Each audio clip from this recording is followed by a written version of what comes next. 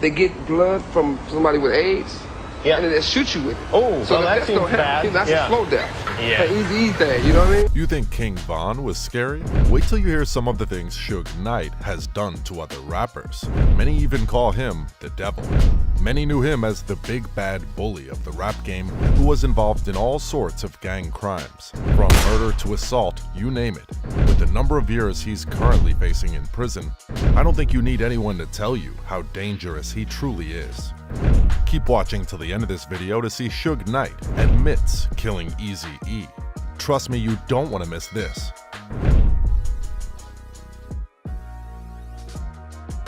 Suge Knight and Eazy-E's history. You see, Suge Knight and Eazy-E never had any love for each other. It was always a messy situation when both rappers got involved with each other's business.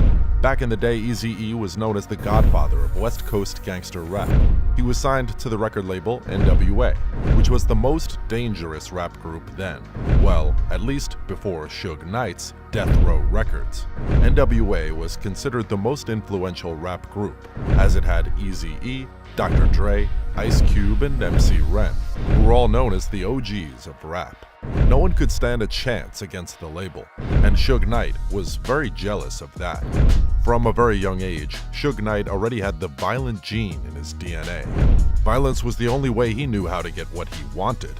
He was the type of person you could walk up to and have a conversation with. I mean, he made someone drink pee. What does that tell you? Suge Knight wanted what Eazy-E had. He wanted to have a record label that was as scary and ruthless as that of Eazy-E, and most importantly, he wanted to sign Dr. Dre, because during that period, he was the real deal. Suge was just a notorious gangster who didn't have anything to his name at the time. Coming at Eazy-E at the time was suicide, because he was very close with some mafia gangs and could move in and out of the hood without getting checked. As notorious as Suge was, I'm sure he didn't want to end up 6 feet under the ground. Suge Knight and Eazy-E's beef. Their hatred for each other started when NWA started to split up. Dr. Dre sent Suge to check out Eazy-E's finances because he thought NWA's manager, Jerry Heller, was only taking care of Eazy-E and leaving everyone else in the crew hanging. I mean, everyone's got to eat, and it just didn't seem fair.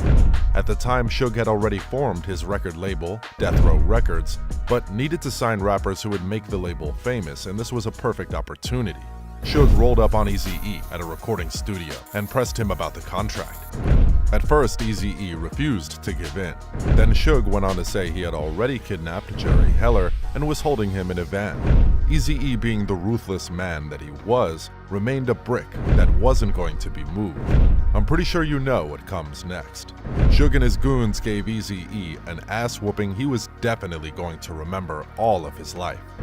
To make it even worse, Suge pulled out a piece of paper showing where Eazy-E's mom lived and said, "I know where your mama stays." At this point, the rapper, who was an unbreakable brick, had no choice but to break.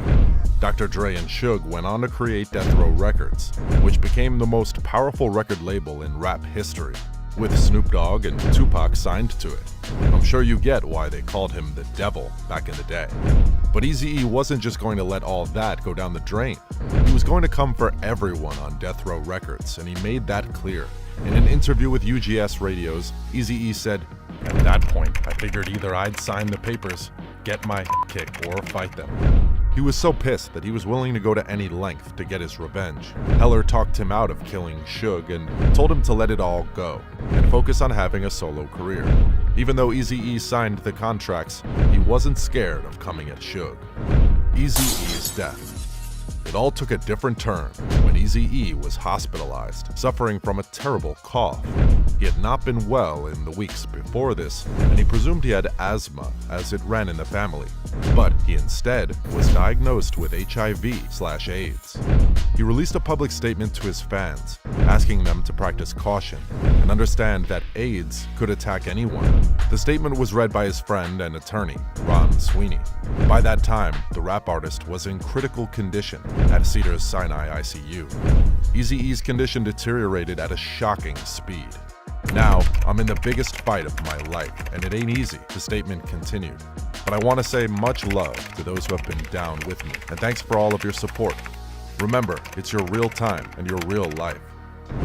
2 days before his public announcement, he married his longtime girlfriend, Tamika Woods, in a private ceremony at the hospital. They had been in a relationship 4 years. On March 26, 1995, just a month after his diagnosis, Eazy-E succumbed to the illness. A sad ending for the godfather of rap, dying at the age of 30. Suge Knight admits killing Eazy-E. Nobody understood how he could die so quickly without exhibiting any signs or symptoms. Even his kids and baby mamas tested negative for AIDS. So how on earth was it even possible? No one knew what really went wrong or how it happened so quickly. The rumors going around that period were largely based on beliefs that Eazy-E didn't just die of AIDS. He was targeted and murdered by rappers who didn't want him anymore in the game. And I'm sure we know which rapper they meant. One of the rappers who was signed to Ruthless Records, Frost, said his thoughts in an interview, explaining how Eazy-E couldn't have just died of AIDS. He said, "Eazy got hurt riding ATVs, and somebody stuck him with a tainted needle, and he went to get acupuncture." He continued, "I don't want to say that name because it's the devil's name, but you know, another person in rap. If you know your rap history, calls him the devil, so you know who I'm saying." We all know who the devil is. Suge wore the name like armor.